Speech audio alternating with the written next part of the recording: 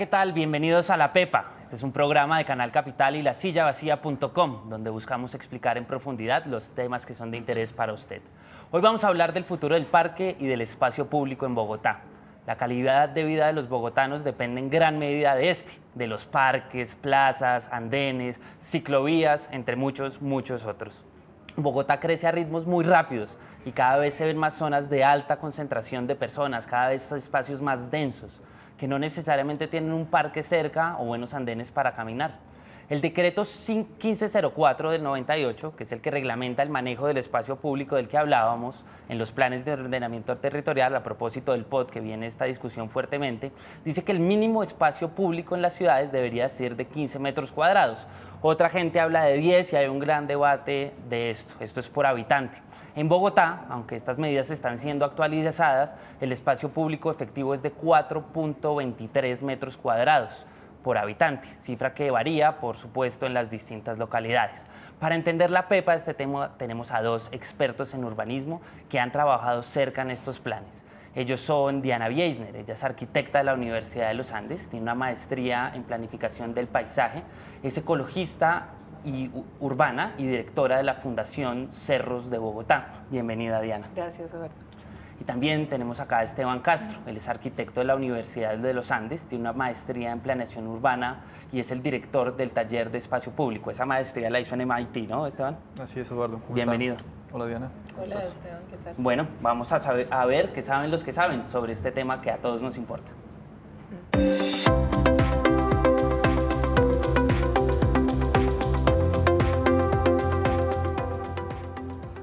Esteban es el director del taller del espacio público en la Secretaría de Planeación, por lo que le ha tocado estudiar este tema en profundidad. Esteban, ¿por qué no nos cuenta cómo estamos de parques en Bogotá? Eduardo, la ciudad clasifica los parques de acuerdo a su tamaño. Los parques más pequeños son los parques de bolsillo, que son parques que son hasta de 1000 metros cuadrados.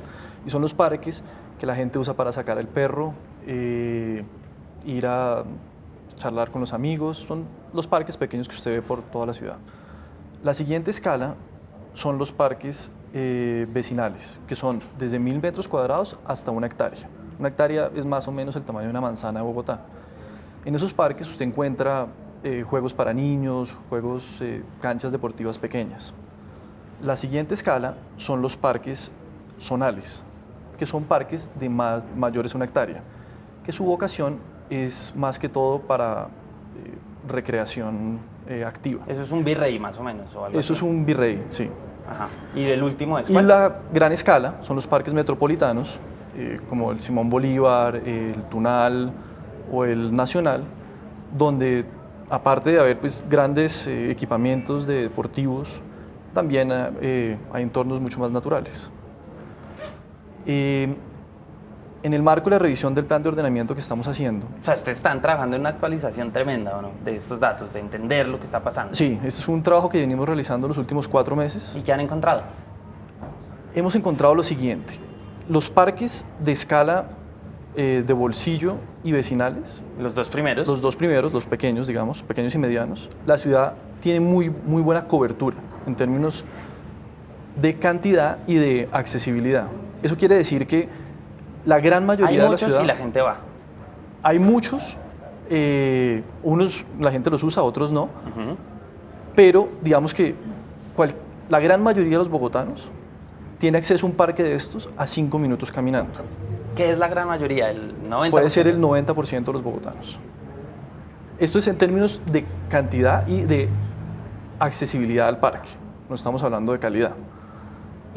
Pero lo que sí hemos encontrado es que los parques más grandes, los parques zonales, hay un déficit de estos parques y hay unos huecos, unos desiertos de parques, si pudiéramos llamarlos de esa manera, en la ciudad, sobre todo en la zona centro, en la zona sur y occidental. Sí, o sea, si uno se va a Teusaquillo, como vemos en este mapa que está en pantalla, Teusaquillo tiene una gran cantidad de parque por habitante, mientras que si uno se va, no sé, a Ciudad Bolívar, la cosa cambia, como lo vemos en este mapa que está en este momento en pantalla. Correcto.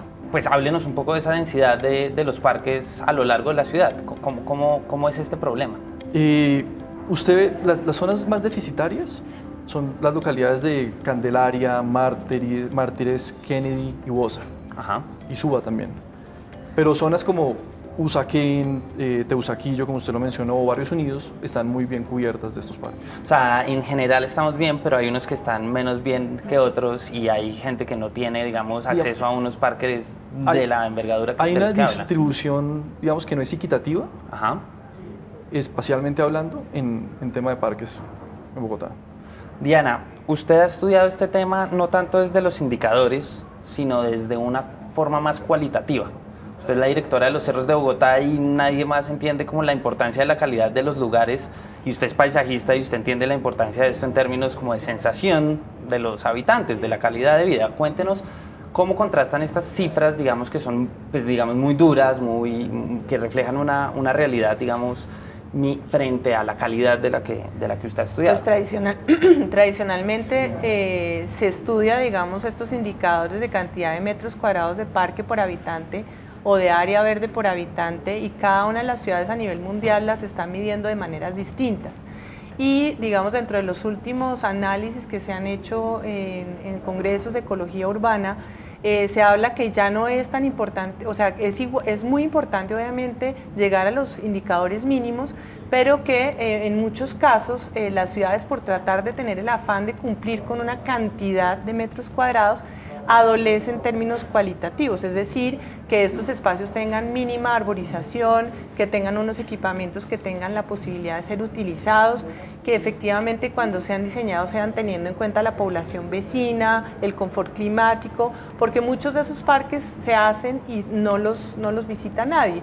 Entonces, hay dos variables que se están teniendo en cuenta a nivel mundial, que es el nivel de accesibilidad, o sea, la cercanía del parque Que con ya nos la decía vivienda. Esteban que estamos bien en eso en Bogotá. Exacto, En los parques pequeños. En parques pequeños. Parques pequeños. Y por supuesto el tema de calidad ambiental, ecológica y de apropiación social.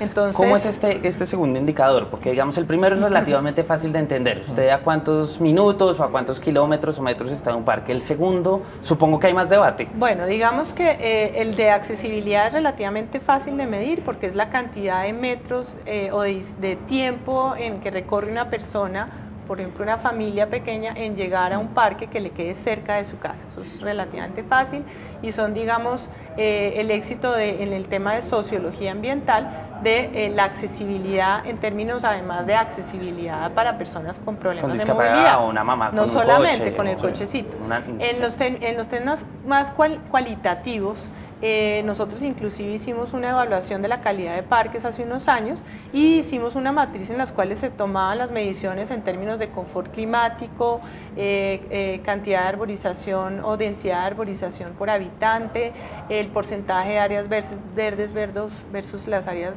Duras, duras. digamos. Igualmente todo un tema de percepción, si tenía, digamos, dentro del diseño aspectos como partes históricas, patrimoniales que han sido consideradas, los usos que tradicionalmente la gente le da o digamos, la composición etaria de los grupos de personas que viven alrededor de ese parque, porque, por ejemplo, acá en los afanes de hacer muchos parques, hacían canchas de fútbol o canchas de básquet donde había alrededor una comunidad de personas de edad mayor o de niños, entonces efectivamente pues la gente no tenía ningún O sea, tipo está de el parque, pero apropiación. no es efectivo. Exactamente. Bueno, Diana, hay otro tema ahí que me interesa y es como esa idea del espacio verde.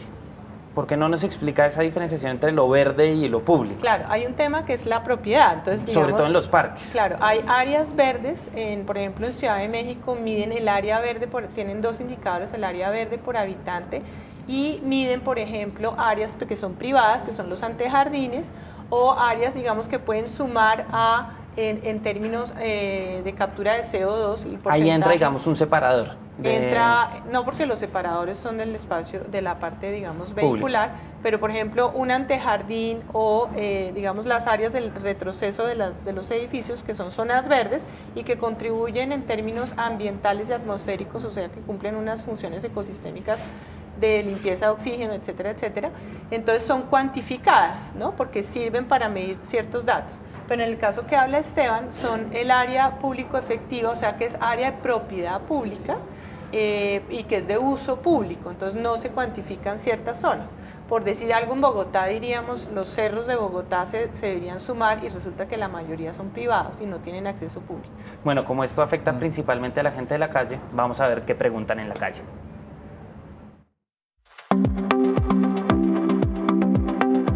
¿Qué se puede hacer frente al consumo y los delitos que se están cometiendo en los parques frente a los niños, niñas y adolescentes? Bueno, este es un tema que le preocupa a muchos ciudadanos, que siente que los parques, lejos de ser en muchos casos, supongo que el Simón Bolívar no, pero otros parques como los que usted nos decía de Bolsillo, no son un lugar donde se pueda disfrutar. Se vuelve, o por lo menos eso está en el imaginario de la gente, un lugar de miedo. ¿Qué se puede hacer para cambiar esta percepción, si es que es cierta, si es que es solo percepción, o atacar un problema si es que es cierto, Esteban? Eduardo, yo creo que lo más importante es darle actividad al parque, porque donde hay gente, hay seguridad. Eso debe ser complementado con buena iluminación, dotación de servicios y no sé, un diseño apropiado del parque, para que lo usen, como hablaba Diana, pues toda la población, los diferentes tipos de población que tiene la ciudad, para que las familias puedan ir, para que los niños puedan ir al parque. Yo creo que eso es fundamental. ¿Cómo estamos en ese aspecto? Usted que ha hablado de este tema. Yo creo que en ese aspecto la ciudad lleva un rezago de, diría yo, unos 15 años, donde el tema de los parques se dejó a un lado, y la apuesta de esta administración es sacar la gente al espacio público, que la gente use el espacio público. Para eso, por ejemplo, hay otra estrategia que vamos a implementar, y es dotar de Wi-Fi ciertos parques que creemos que están en lugares, digamos, más deprimidos, que tienen problemas de violencia, para que la gente salga al parque, lo use y ayude a controlar estos delitos. Diana, usted ha estudiado este tema. ¿Cómo cree que esa percepción o realidad debería ser atacada? Sí, nosotros hicimos unas encuestas hace unos años y, por ejemplo, había niños de Ciudad Bolívar que decían que la Candelaria era más peligrosa que el barrio donde ellos vivían porque hay un tema de percepción, porque había infrailuminación. Efectivamente, zonas que están con niveles de iluminación bajos dan una percepción de inseguridad bastante grande. Lo que dice Esteban es totalmente cierto, entre más gente esté circulando y las fachadas de los edificios den hacia esos lugares, generan, digamos, ese tema de que la gente se está autovigilando porque hay una circulación permanente. Es un poco esta idea que viene cambiando mucho, que es del multiuso. Exactamente. Que ya no es el parque aislado de la zona industrial, de la zona de los bancos, de los colegios, sino mezclado, ¿no? Háblenos de ese tema. Diana acaba de tomar un tema que es muy importante, porque no es solo el uso del parque, el número de canchas que tenga o las actividades que puedan suceder ahí, sino también es los usos que se le generan a los primeros pisos de los edificios. Un poco la idea que tiene esta administración es cambiar esa ciudad monofuncional o monouso que estamos generando con cerramientos en primer piso, con parqueaderos en primer piso, a generar un primer piso que sea activo, que sea transparente, que le dé comercio y servicios a la ciudad. Ese paso, por ejemplo, debe ser complicado porque, digamos, muchos de los conjuntos por seguridad dicen que se venden más porque están enrejados, pero por el contrario lo que generan es callejones o calles donde no hay una vitalidad pública. Sí, hablemos de ese tema de las rejas, que tengo entendido que va a ser un gran debate que ustedes van a plantear desde la administración en el POT. La idea de la gente es que las rejas dan seguridad, ¿no? Y la gente cree y los constructores piensan que los espacios, sus proyectos son más vendibles si tienen unas rejas, pero todo parece indicar que no, ¿no, Diana? Claro, a eso me refería, digamos, hay dos como paradigmas, que es entre más policías y entre más rejas nos sentimos más seguros, y en realidad tenemos que tener una perspectiva contraria. Si esos primeros pisos de vivienda tuvieran vivienda productiva en donde la gente pueda tener su comercio y no sean estos grandes edificios enormes, extensísimos, en los cuales no pasa nada y tienen una reja y un antejardín donde los niños realmente no pueden jugar y la persona que pasa por la calle peatonal queda totalmente aislada. En el caso de los cerros pasa lo mismo. Se habla de... Sí, digamos, ¿qué ejemplos hay de éxito? Bueno, por ejemplo, el humedal, pues que los humedales son lugares, digamos, donde se tenía, digamos, el estigma de que no debía haber acceso a la población a estos lugares como espacios de parques. Por el contrario, el hecho de que la gente circule en estos lugares, empiece a tener una convivencia, aprenda de los humedales y además empiece a sentirse más segura porque eran lugares realmente inseguros y no había apropiación de estos lugares. Ya la gente sabe que es una tingua, que son juncos. Hay también además todo un proceso pedagógico muy positivo. Que se me llama la atención. Ese es un proceso pedagógico que al final busca cambiar un imaginario de una reja como un actor de una solución para la seguridad. Esteban. Así es. A propósito de los humedales, uno de los grandes retos que tenemos es integrar la estructura ecológica principal con el espacio público, de una manera responsable, donde se respete la naturaleza, pero que sirva para el disfrute de las personas. Eso es uno, digamos, de los grandes retos. ¿Por qué es uno de los grandes retos? Como usted puede ver en el mapa que estamos proyectando, Bogotá, para poder llegar a cumplir la meta o el indicador actual de 10 metros cuadrados por habitante de espacio público efectivo, necesita alrededor de 4.200 hectáreas de espacio público. Esa área equivale más o menos a 14 parques Simón Bolívar o sea, Bogotá necesita para tener 10 metros cuadrados por habitante, sí, más o menos construir ¿cuántos Simones Bolívar? 14 parques Simón Bolívar o un área equivalente a las localidades de Barrios Unidos, Teusaquillo, Mártires y Puente Aranda. Unidos. Ajá. ¿Y cómo van a hacer eso? Entonces, ¿qué estrategias tenemos o qué posibilidades tiene la ciudad? Una es integrar toda la estructura ecológica que está dentro, digamos, de la parte urbana, que eso suman alrededor de 4.000 hectáreas. ¿Estructura ecológica entendido como qué? Humedales, canales, ríos. Hacer que eso sea usable. Hacer que eso sea usable. No sé, usted ve el Parque El Virrey, eso es parte de la estructura ecológica y por ahí pasa un canal. Sí, que la gente ahí lo llama canal, en otro lado sería un caño, es hacer los caños canales. Eso es una de las estrategias. Otra son los cerros orientales. Los cerros orientales tienen más de 13.000 hectáreas. Y ya tenemos proyectos como... Que la gente no sabe, ¿no? La gente no se entera, digamos, Diana, pero que existen... una pregunta ahí con las cifras, porque tú tienes la reserva de 13.000 hectáreas efectivamente, pero es reserva forestal y son predios privados. Entonces, sería bueno que explicaras... Claro, pues digamos, tenemos varios proyectos en curso y que vienen también otros de administraciones pasadas. Uno es el Sendero de los Cerros, otro el Parque San Rafael, otro la Franja de Ecuación. ¿Esa dónde queda? Ese es el límite urbano, en el costado, pues toda la parte baja de los cerros. Ok. Digamos, tenemos ese tipo de... Y otro, un proyecto del que está trabajando Diana, es el Camino a Monserrate. Si activamos todos estos proyectos como espacio público, podemos generar una parte importante de los cerros como espacio público, incorporarla al... Yo te tengo una pregunta, porque digamos, yo entiendo lo de la franja de ecuación, porque son 500 hectáreas que son efectivamente dentro del área urbana, Sí. Pero lo que queda en la reserva no podría ser, entendería yo que no podría ser cuantificable porque ya no pertenece, digamos, no podría ser, digamos, espacio público efectivo. Está Pues, en el área de reserva. Sí, pero por ejemplo, el Parque San Rafael, si vamos a hacer un cable, Que ese es el de la Reserva San Rafael. el del embalse San Rafael, si tú tienes un cable que en 10 minutos, desde la, no sé, 120 y pico con séptima, estás en esa reserva. El codito. Exactamente, entonces, pues está tan cerca de la ciudad que puede ser contado como espacio público. O sea, es pensar un Aunque no poco esté en más Bogotá. allá. Aunque no esté en Bogotá. Es pensar Pues un poco más allá del parque de bolsillo. Es generar grandes espacios de un totazo, pues. Es generar espacios que sean pues, de uso para la ciudadanía pues, a una distancia muy cerca de tiempo. Claro, Diana, y hay un tema de calidad también que supongo que es un gran reto. O sea, una cosa es mandar el cable, pero luego están adecuaciones de grandes espacios que además tienen como todas unas limitantes ambientales o posibilidades ambientales. ¿Cómo ves esas posibilidades ambientales? Pues digamos que yo creo que hay un reto, el reto complejo, digamos, es la gestión de suelo, porque para que sea espacio público efectivo tiene que ser de propiedad, digamos, pública, entiendo.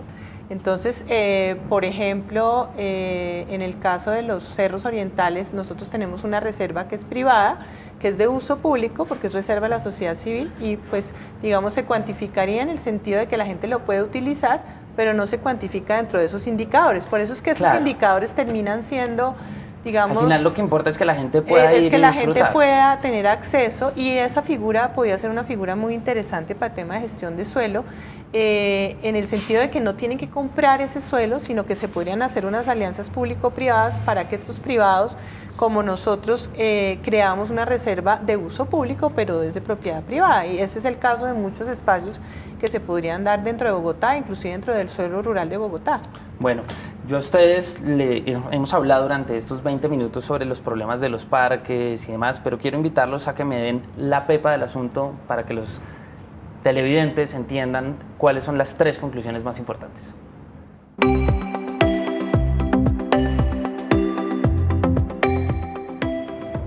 Esteban, ¿cuáles son las 3 conclusiones, la pepa de este tema del espacio público y de los parques en la ciudad? Yo le diría, integrar la estructura ecológica principal con el espacio público. Por medio de los grandes proyectos que está haciendo la administración, como el proyecto de Lagos de Torca en el norte, el proyecto del metro, la construcción de grandes parques como el Parque Gibraltar o el Parque El Salitre, podemos generar el espacio público que necesitamos para vivir bien en esta ciudad. Y hay un tema que usted no mencionó y es el tema de la calidad, porque uno Sí. habla muchas veces de, bueno, vienen los grandes proyectos, digamos, Peñalos es conocido por eso, Sí. pero hay mucha gente que no entiende cómo va a ser este tema de la calidad, ¿sí? O sea, gran proyecto no significa gran calidad, Esteban. Sí. Mire, para el tema de la calidad, es un tema que nos preocupa en la administración bastante. Estamos generando un gran manual de espacio público con todas las entidades, donde estamos estableciendo los lineamientos de diseño de las características que deben tener estos espacios y dando como las posibilidades para poder generarlos. ¿Y qué pistas nos puede dar de ese manual? Que va a ser un manual, yo creo que único en Latinoamérica. Yo no conozco un manual como de estas dimensiones en el mundo. Estamos trabajando con la Fundación Bloomberg, con Urban 95, con grandes urbanistas de nivel internacional que nos están ayudando en el tema. ¿Y qué lineamientos más o menos están planteando? Como le digo, es muy diverso, pero creo que el tema es más delicado, y donde está el punto es cómo lograr que el espacio público nos ayude a la sostenibilidad ambiental de la ciudad. ¿Y de eso dependerá en gran medida el POT o no necesariamente? Claro que depende en gran medida. Y Claro. por eso decidimos producir este manual simultáneamente en la nueva revisión que estamos haciendo del POT.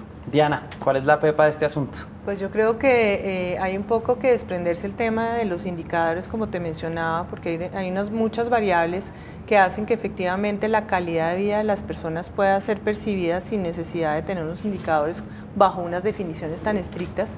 En el caso, por ejemplo, de los cerros orientales, si uno habilitara senderos cualificados, trabajándolos con la gente y respetando sobre todo todo el tema de las cuencas hídricas, sin necesidad necesariamente de adquirir el suelo, pues en muchos casos pues, podría darse fácilmente a través, digamos, de una gerencia público-privada, darse la posibilidad de accesibilidad a uno de los patrimonios más importantes que tiene la ciudad.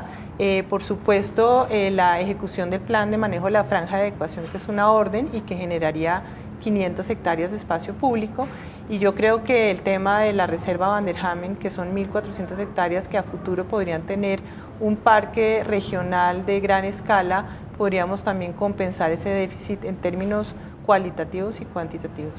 Ahí usted ha hablado de unos indicadores que hay que dejar de lado, pero entonces, ¿qué indicadores usted tendría en cuenta? O sea, no se fijaría tanto en los metros cuadrados por habitante, sino en qué.